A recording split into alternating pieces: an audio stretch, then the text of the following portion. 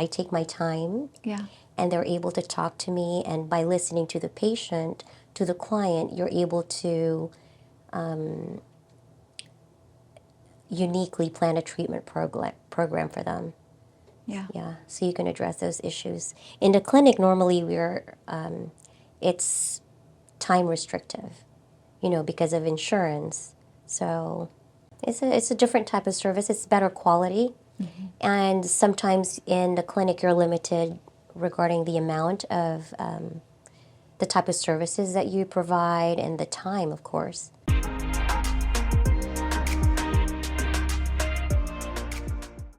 So thank you for coming in. Tell me a little bit about, what you do.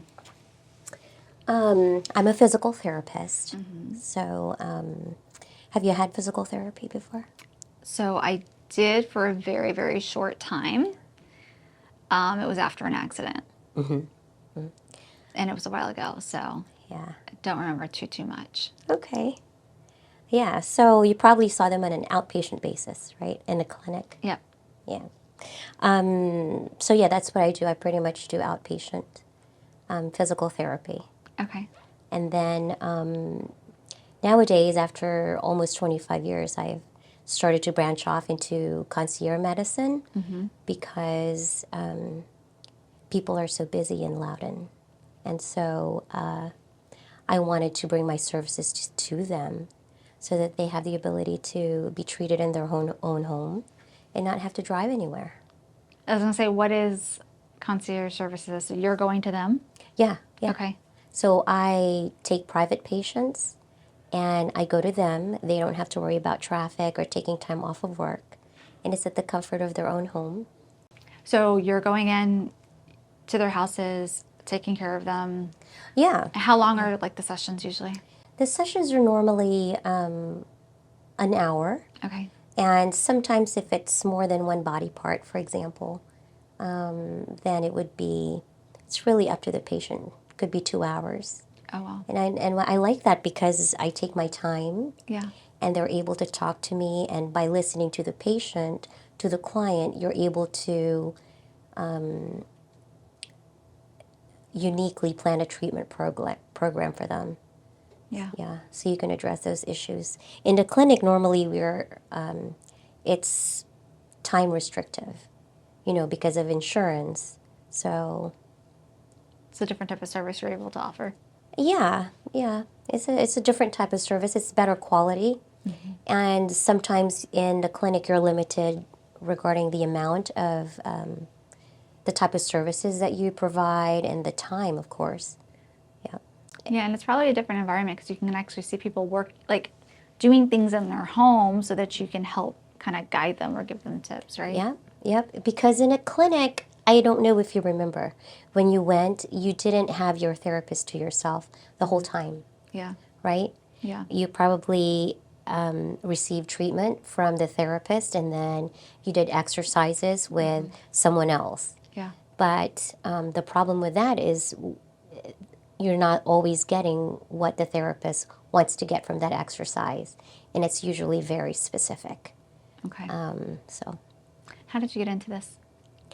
I was actually on track for med school.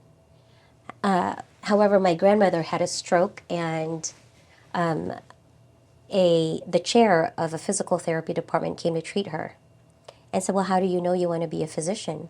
I said, I guess that's what I've always wanted to do. And he said, why don't you come visit me?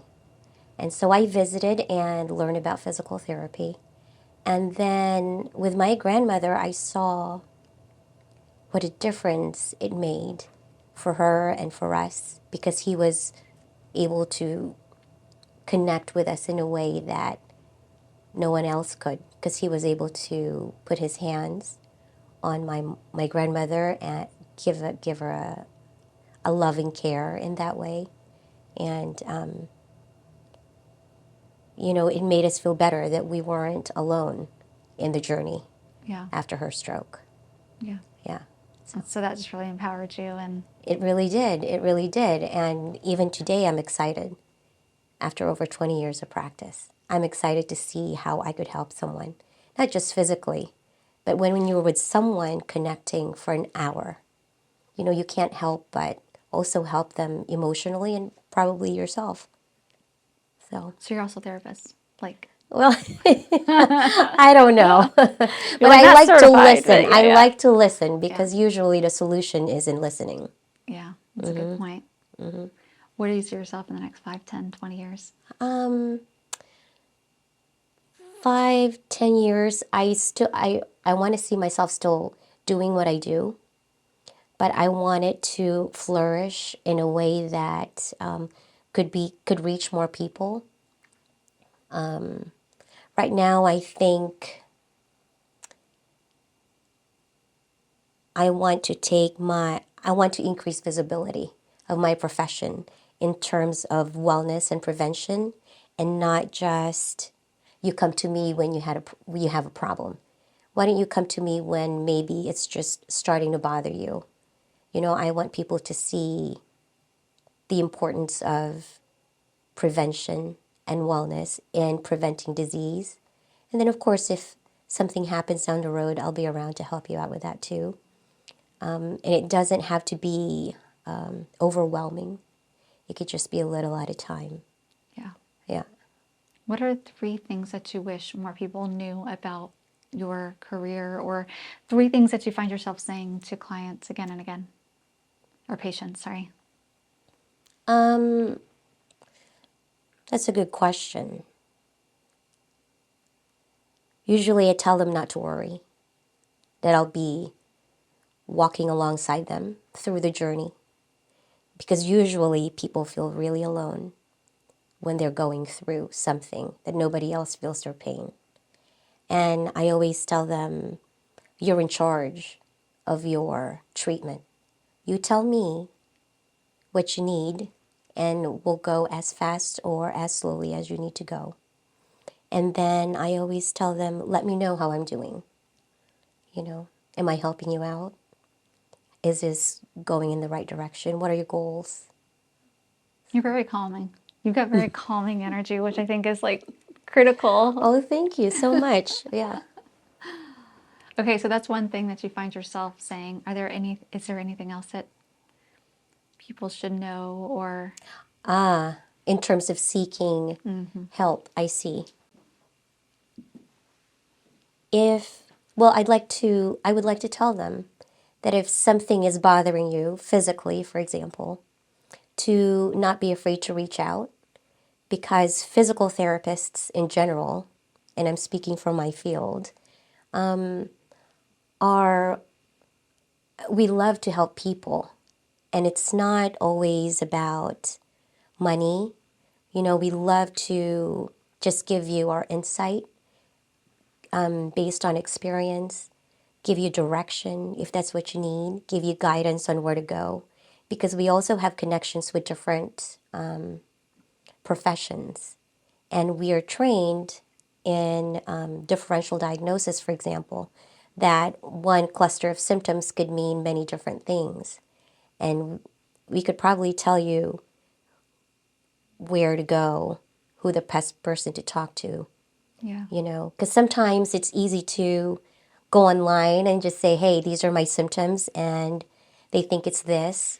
But physical therapists have special training in differential diagnosis with physical symptoms, neuromuscular symptoms, stuff like that. So what you think might be the problem might not be the problem. So don't be afraid to reach out, because we're pretty approachable. So Dr. Google's not always the best answer. I mean, Dr. Grace might. Yeah, there we go. Yeah. Okay. Who are you as a person? Like, what type of music do you listen to? What do you do for fun?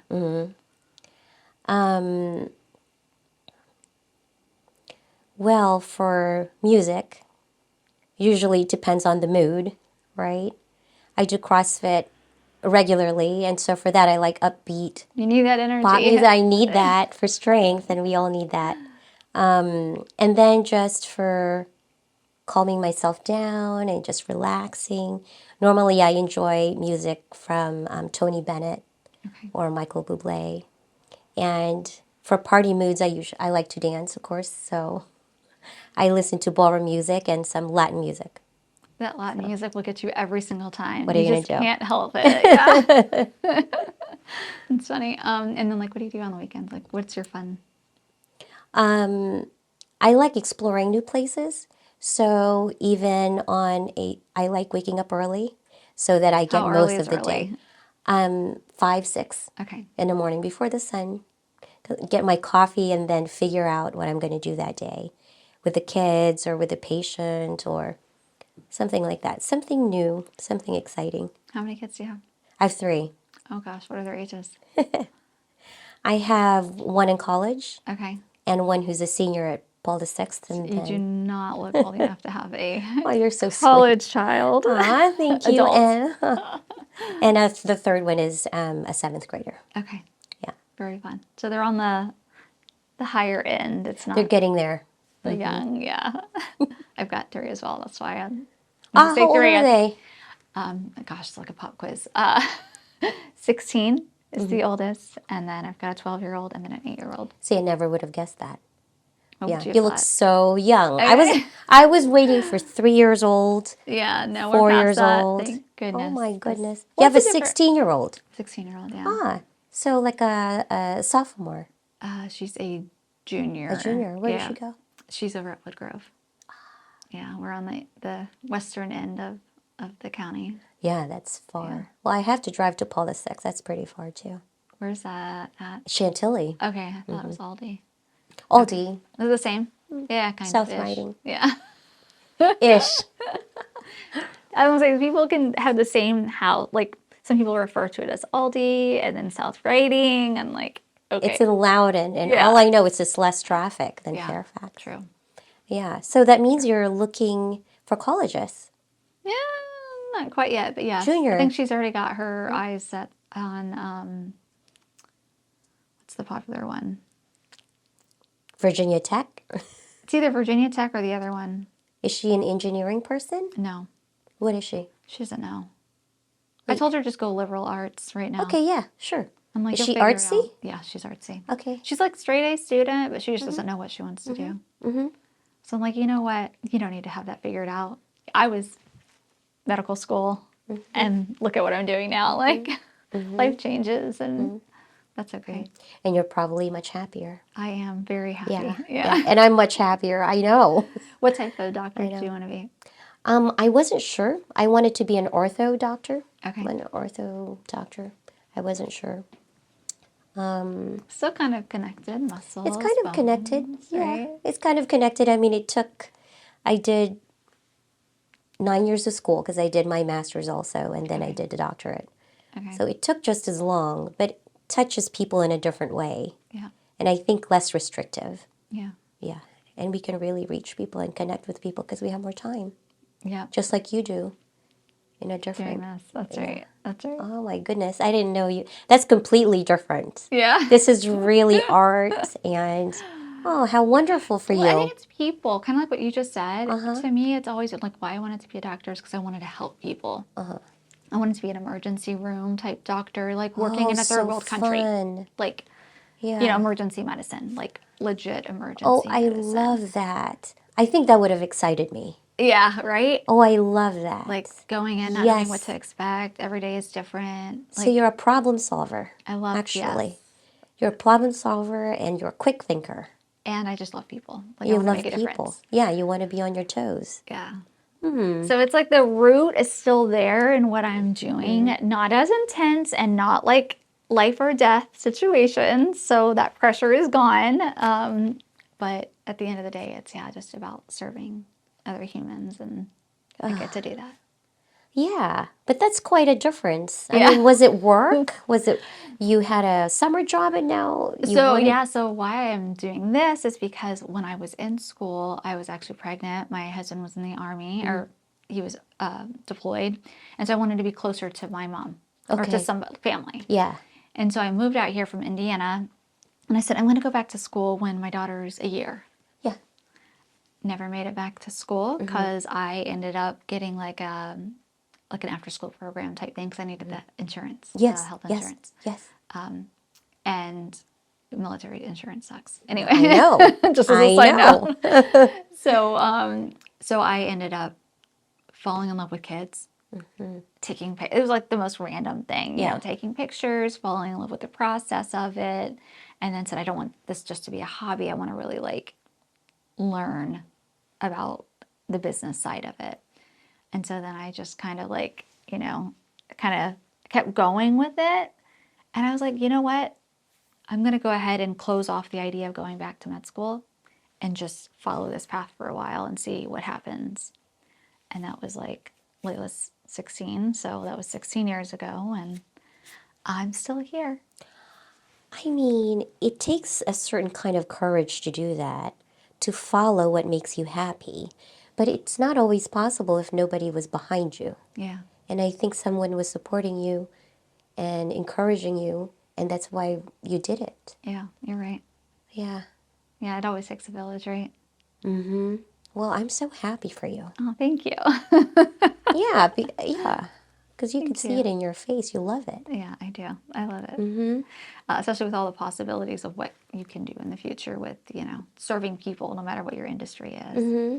There's always ways to improve. Mm-hmm. I think it's just strange that how life leads us to where we're supposed to be. When things aren't working out, it doesn't seem like we're working out and you just went with it. Yeah. Sometimes we fight against that and then we end up in the wrong place. But you just went with the flow and had people encouraging you. Yeah. So lucky. You're And a know where therapist, aren't you? But I just think that probably because I'm Yeah. old. No. Yeah. Yeah. Yeah, you're an active Oh, listener. wonderful. So in terms of back onto you, Oh, yes. what just to kind of wrap it up, what is a life lesson or a piece of advice or just something that's really like heavy on your heart that you would like to share with people that are listening and tuning in? What do you mean heavy on my heart? That's a good Something question. that's like you're passionate about, or